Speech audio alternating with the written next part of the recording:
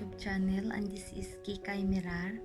So, guys, gusto ko lang po i-share sa inyo kung paano mag-open bank account dito sa Singapore. So, guys, ang hindi pa alam at gustong mag-open, so guys, i-share ko lang po sa inyo ito. So guys, kung gusto nyo mag-open ng bangko nyo dito sa Singapore, ng ATM nyo, ang gagawin nyo po, punta po kayo sa malapit na branch sa inyo, sa malapit na bangko sa inyong lugar. So guys, ang dalhin nyo lang po yung inyong passport at saka inyong IC. Dalawa lang po yan, dalhin nyo yung IC at saka yung passport nyo kasi yan ang kailangan. Tapos, dalhin nyo na rin po pala yung token nyo kasi hindi kayo makapasok pag wala kayong token. So, dalhin nyo po yan. At tapos po, pag andun na kayo, may mag-a-assist po doon sa inyo na mga tao, mayroon po sila dyan. Tapos, tatanungin niya kayo, yes ma'am, ganon. Tapos, sabihin nyo lang po na mag-open kayo ng bank account. Kaya ayan po, i-assist niya po kayo niyan. Kunin po ang inyong passport at saka yung IC. Tapos pag doon na po kayo, i-entertain niya po kayo niyan. Tapos dalhin kayo doon sa loob ng opisina nila, diyan sa loob.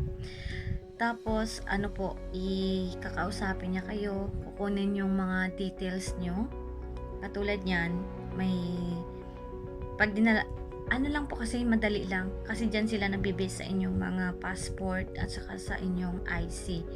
So guys, tapos may kunting katanungan lang yung mga sasahod ninyo, ano, madali lang, simple question lang po talaga guys. So ganon,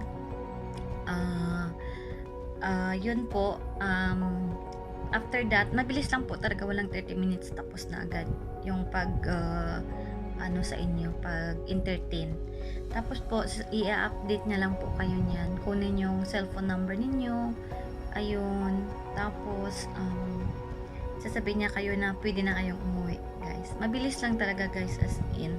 Tapos, ano po kasi yan eh, pero hindi niyo po agad-agad makuha yung inyong card katulad sa akin. Hindi po ito kasi ano po kasi ganito siya yung itsura niya, guys. So, hindi nyo agad-agad makuha. So, hintayin nyo pa po ng ilang days kasi i-update niya po kayo. Kasi through email po yan eh. Kasi, ano yan, magbibigay sila sa email mo. Magbi-message sila. Mag-i-email sila doon. Tapos, yung ano po guys, ayun, pagkatapos niya doon, pwede na kayong umuwi.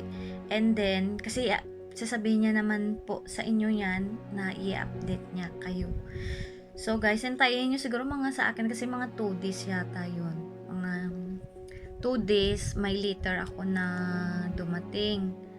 Inintay ko. Tapos, ang sabi doon sa may sa may later, sabi niya, hintayin mo na lang daw yung next card mo. Ayun na. Basta i-check nyo lang po yung email box nyo kasi magsisend yan sila ng email sa inyo. At sa ano po, dyan din po sa cellphone nyo mag-message sa inyo.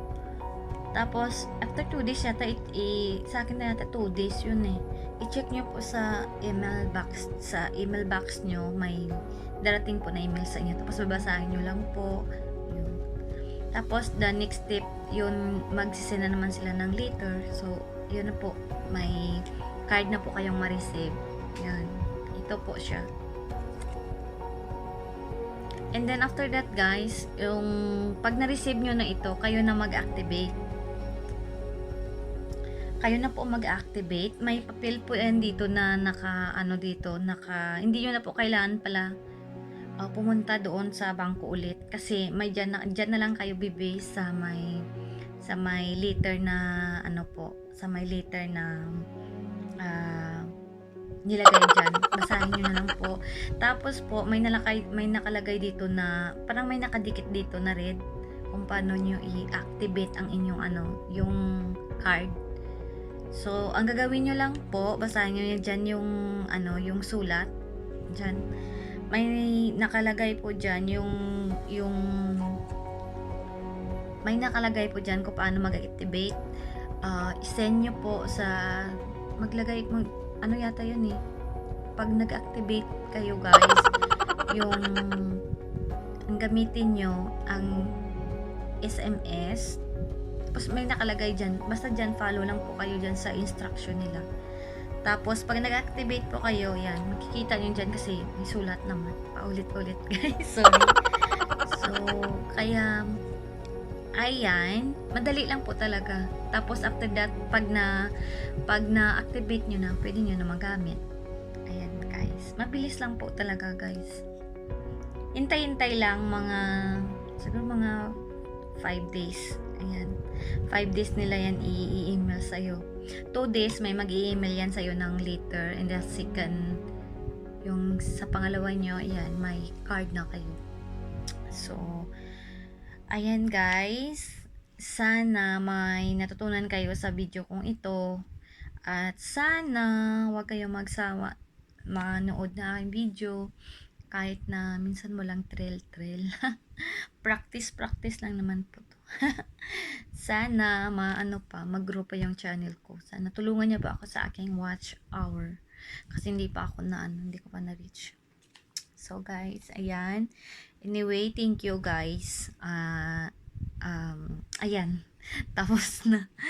Sana po kung may natutunan kayo at may natutunan kayo sa itong video, ayan po, sana i-share nyo, like, share, and don't forget to subscribe my YouTube channel.